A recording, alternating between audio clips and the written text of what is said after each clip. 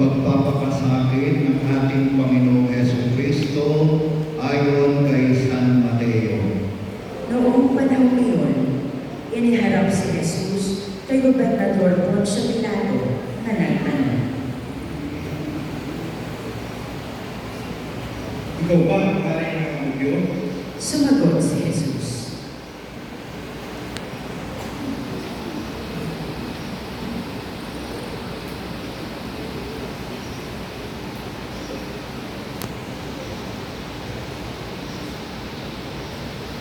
Kayo na ang nagsasabi.